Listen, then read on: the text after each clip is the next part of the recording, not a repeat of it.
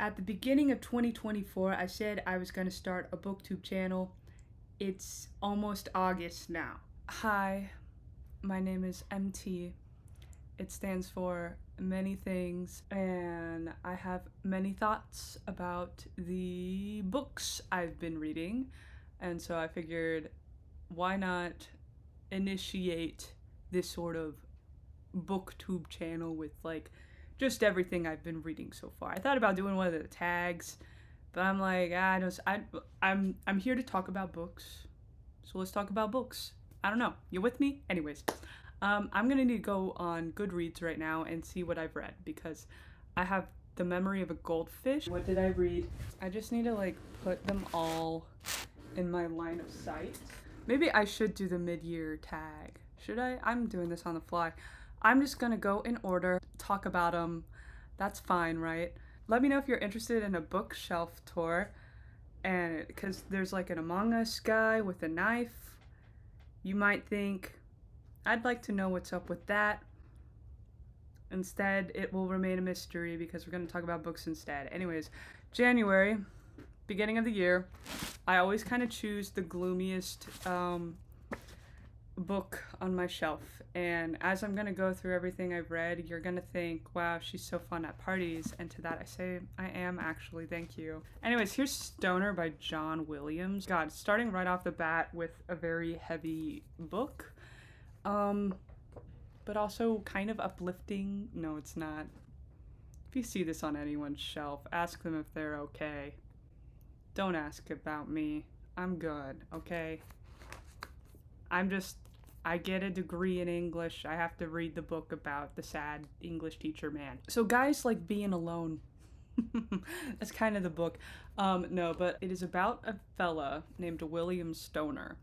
And he goes to school to do like the most economically savvy choice, which is to study agriculture. Wait, agronomy. I've never heard that word before. I probably said it incorrectly, but he's part of a farming family, and so like it makes sense to go do that. So he goes to college, he takes an English class because he has to, and he falls in love with reading and studying literature, and soon he becomes a professor himself. Anyways, guy's having problems in his marriage, in his career, in the context that he's living in because it's a world war. So essentially there's a lot of things to hate life about, but he finds his solace in his solitude and in his love of literature. One of the best scenes, I don't want to spoil it, has to do with like him giving a student a review. But if you're into reading, if you're into teaching, then this might be really compelling for you. So yeah, very solid start to the year. What did I read next? Before the Coffee Gets Cold was my second book. I don't possess it right now, so I'm gonna pretend like I'm holding it. But that was a pretty solid book as well. I thought that there could have been more meat on its bones, but I probably should explain what the book is about. If you're on Book Talk at all, you probably have heard of this book. It's very popular, which is why it was on my radar and my book club's radar. We had voted for it because we would see what all the hype's about. It's essentially about a magical coffee shop in Japan, and you go, you sip a cup of coffee, and you get to travel back in time. But there are a lot of weird rules surrounding the magic in the coffee shop. There's a lot of intrigue about the magic, and there in the book there are different characters that are wanting to go back in time for one reason or another. You know, I thought it was really fun when the two turkeys came into the coffee shop and said, "Hey, we need to go back in time and get turkey off the menu." That was my favorite part of Before the Coffee Gets Cold. Very cute, wholesome book, very light read. I feel like I need to read the rest of the series because I think I was just getting like the first piece of like a really big puzzle. So I felt a little wanting by the end of it, but it was a good introduction. Sometimes I want a little more. Anyways, what I read after that might be my like contender for like the best new book I've read this year, which is Greenwood by Michael Christie. So freaking good. This is cli-fi. That's new. Love that. Um, but it's about trees and family trauma. So if that's something you love and you don't feel like watching the Lorax again, this could be for you. I won't tell you like what the plot is about because it's kind of fun to be surprised by it, but I will tell you that like the timeline of it is very strategic. And I'll tell you right now that it's based off a tree. So you know how trees, they have like the outer rings, which are the youngest, and the inner rings, which are the oldest. This book follows that structure. So you start off in the future, and as you get deeper in, you're in the past. And then by the time you're working your way to the end, you are back in the future with the same characters. And it's like a different cast of characters. It follows like a family tree. I was really invested in it. I thought it was very like it earned its like really emotional beats. I really liked the journey of like going back in time, the passage of time, and the significance of like the passage of time. That's like what it's but no, like I went away from this book really feeling that like the awe of like coming from like a long line of people. So if you want to be in awe of nature and read about some pretty messy family dynamics, this is it. Okay, this is Greenwood. I love Greenwood. Oh, what did I read after that? I read I listened to an audiobook of I'm Glad My Mom Died by Jeanette McCurdy. That was fantastic. I thought it was a very, very compelling look at her life. And there's not much to say about it that hasn't been said. I mean, I follow Quentin reviews. I'm subscribed. I know more about iCarly than I ever should. Jeanette is just a very strong writer. She's a strong writer, and if you just want to be in awe of her character, I would read this book if you haven't already. Again, I'm really late to the party to everything, so anyways. So next, what did I read next? I read a small book next. I read a little book called Kappa. The Kappas. They are mischievous little guys. That's essentially it. This is like a dark fairy tale. It is a story about a patient, and he chases what he believes to be a kappa and ends up stumbling like Alice in Wonderland into their world.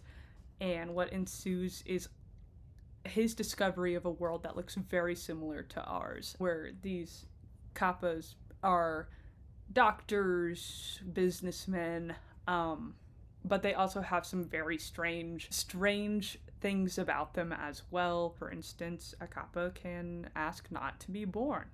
They get to have consent about this whole living thing, so that's pretty weird. Big trigger warning for suicide and all matters of mental health. This is like a book that does not shy away from that, and if you read up on the author, you learn that this is, I think, his last work, or one of the last before he committed the act himself. This story is very small, but it covers a lot of mileage. So I mean, you could probably finish this in an afternoon, maybe just take a week, because each chapter is just so compact with like the weirdest shit imaginable, and will also make you question life. So very good book, but very depressing. But I did have a shot chaser situation, because after I finished that book, I read a little book called The Moon is Down by John Steinbeck. And if you ever want to have faith in the human spirit, this is the book. It's really cool to read this book because it's by John Steinbeck, and he was living during World War II, and he saw what was happening and decided, how can I contribute? Because I'm a writer, a pretty well-known one at that. What am I gonna do? And so he wrote some propaganda. Ooh, and that's usually like a dirty word, but like, if this is what propaganda is, I'm about it. John Steinbeck says, "Never Steinbeck down from the horrors of the world." Thank you, sir. What did I read next? Oh, you know what I read next. Right here. By the time I read this, it was March. I read this in a month. This is Moby Dick by Herman Melville. I have a long, deep relationship with this book. Every time someone's like, oh, isn't that like the big, long, boring book? And I have to pretend that I'm not like a retired grandpa who's just gotten into reading the classics and try and make it sound fun. Like, no, it's just a bunch of guys with like personality disorders and they go off to fight a whale. Isn't that fun?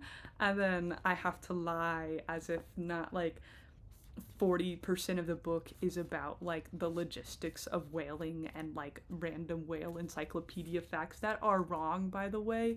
But no, I think even those parts are the most interesting things ever, because it's all told by the main character Ishmael, who is such a guy. I love him so dearly. He's kind of just like me for real. He's like your friend that has a hyperfixation and like will go into detail about it with you. Like I never would have thought about trains in any way beyond what I do unless I had a really interesting friend who made it interesting to me or like had some reason to make it meaningful. Ishmael does that about whales. So, in fact, I have a queue of books that I think I'm gonna read, and then I'm gonna go reread Moby Dick again. So I haven't read the Odyssey. What kind of English major am I? I have not read it. I plan to read it because Moby Dick is kind of like a anti-Odyssey a little bit. I found this. I thrifted this. Ahab's wife. There's no women in this book. This seems to be like the women's side. Woo. Daughters of Nantucket. I don't even know if this is even about whales or anything. No, yeah, it is. I got it for a reason. This is also about women's perspective. Real women. And then just like a general book about like learning about whales. I think it would be really fun to learn. I loved this. I've annotated so much, and I'm gonna keep annotating it because I'm gonna reread this, so it's fun. Anyways, what did I read next? I read a book called Remarkably Bright Creatures, and it's like a Hallmark movie with an octopus. I like reading about old people now, I think, and this features like a very kind of like sassy old lady who like works at an aquarium, and she's like has this like spiritual bond with like the octopus in the aquarium, and she has dealt with quite a bit of grief. She's lost her son, and it's still kind of like a mystery how that went down. So you see where this is going. The octopus knows, you know.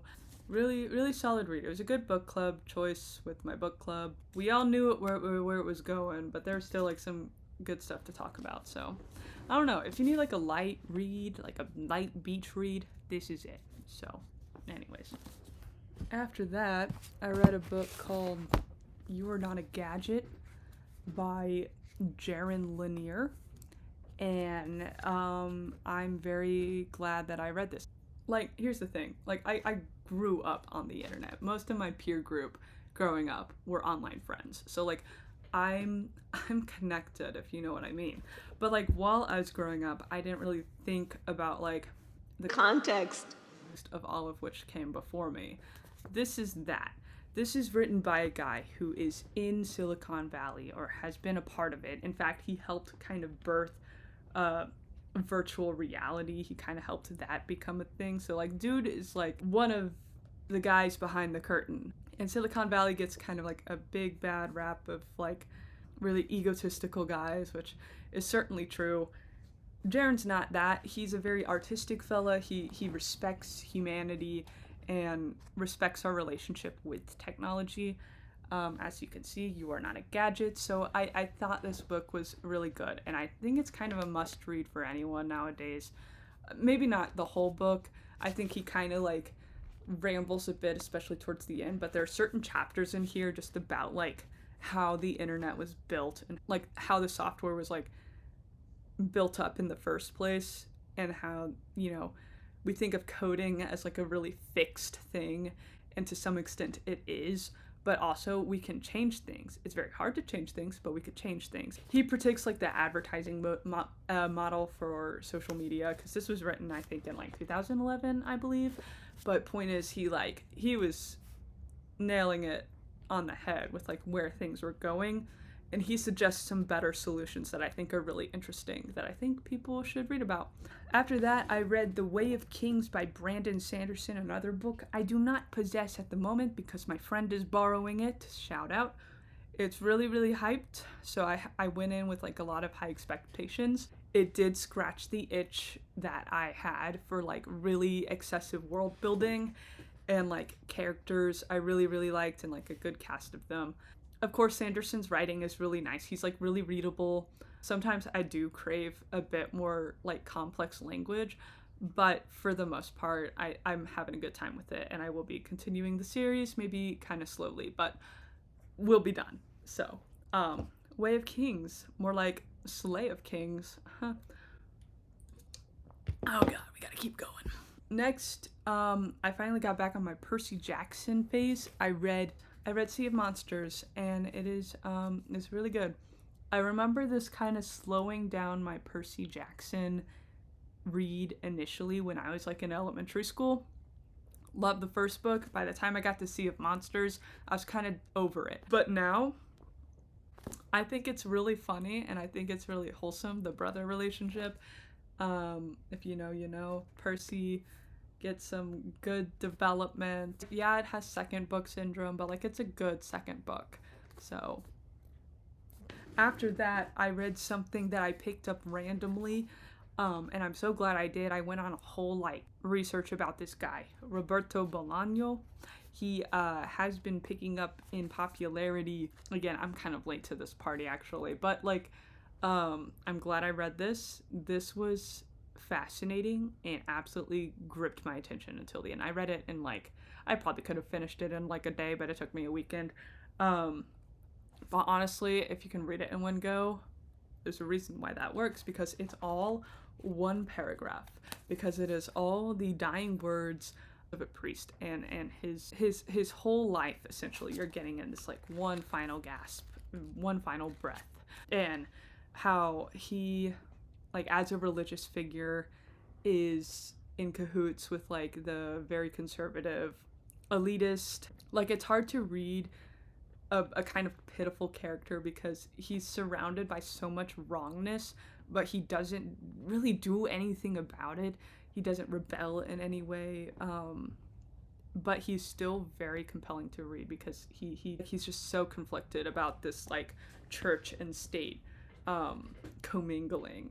Gonna be reading more of his books because this was fantastic, and I know that there's another book, it's like a number or something, like 2499 or something, close enough, but like that's been said to be really good. But yeah, this by Night in Chile, very fantastic read.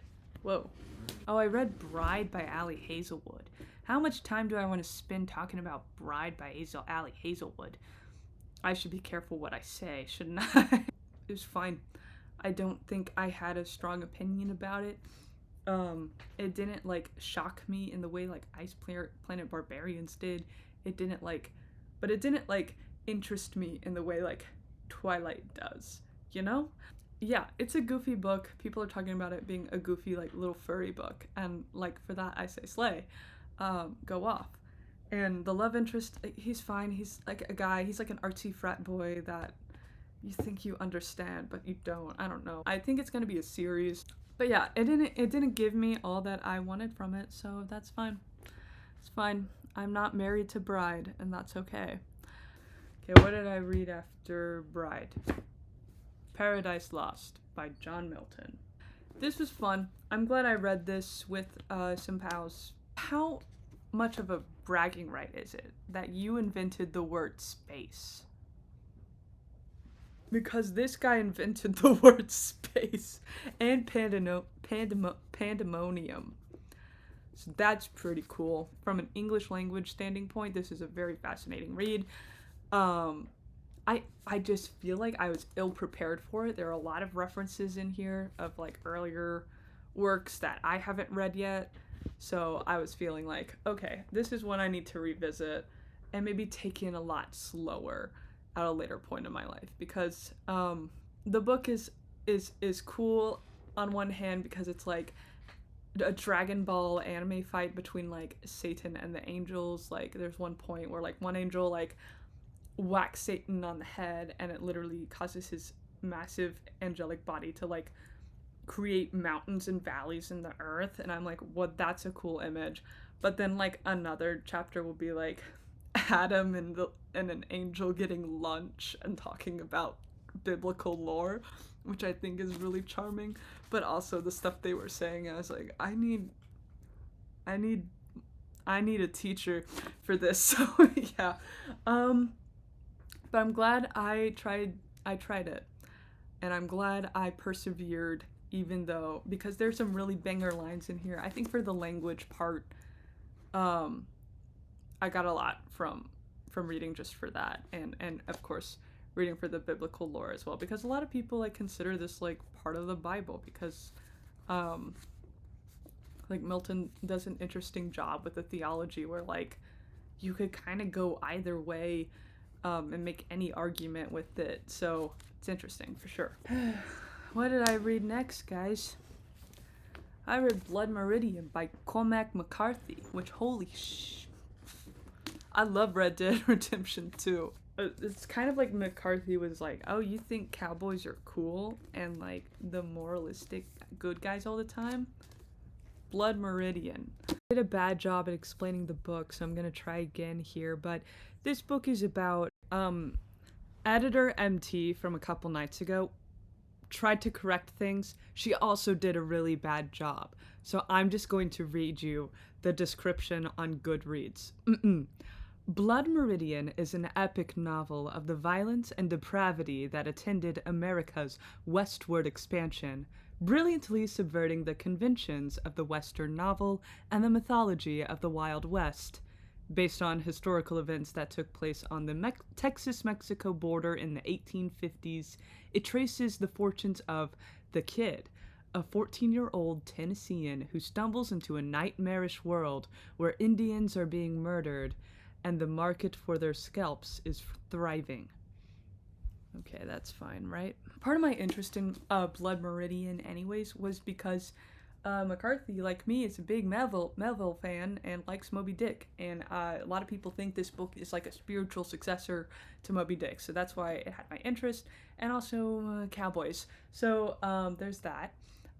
This book is far more violent. However violent you think it is more violent than that. More blood is spilt than you could ever dream, and it is like a dream. It is a strange story. If you're reading for the plot, this is for the theme readers right here.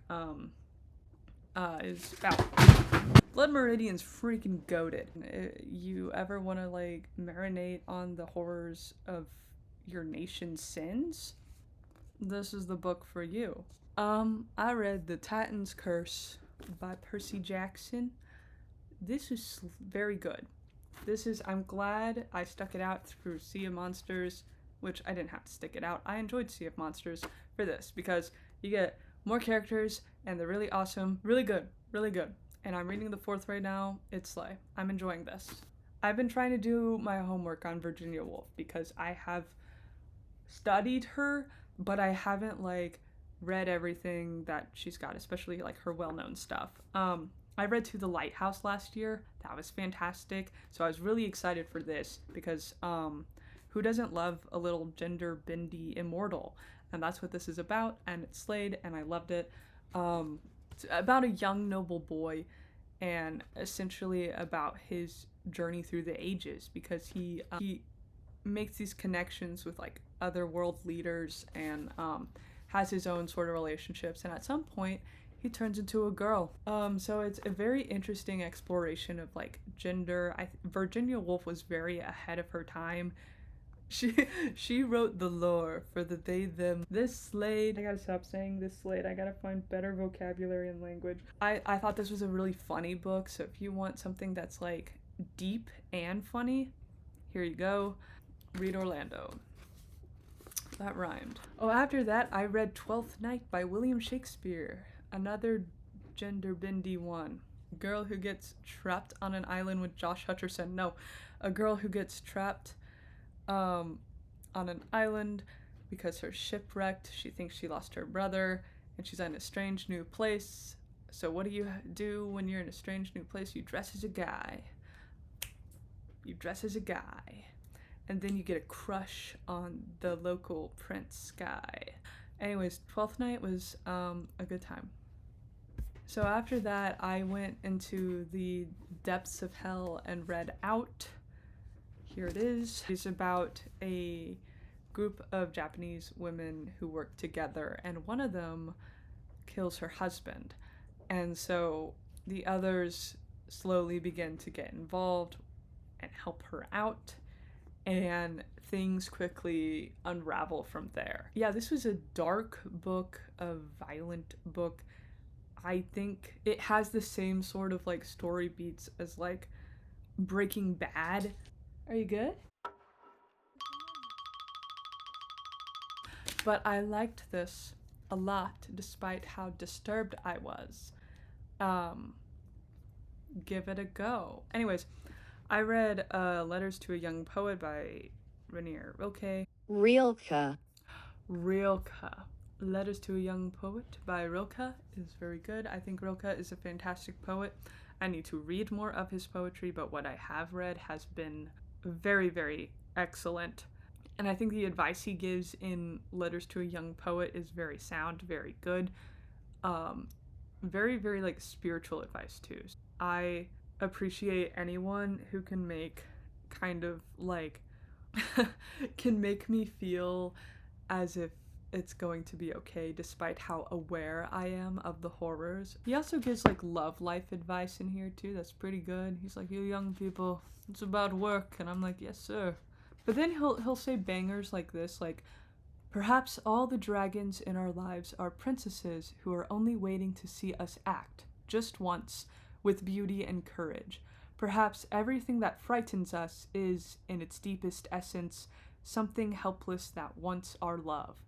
So I think this is something that's just going to be on my shelf for a long time. If you watched all this, thanks.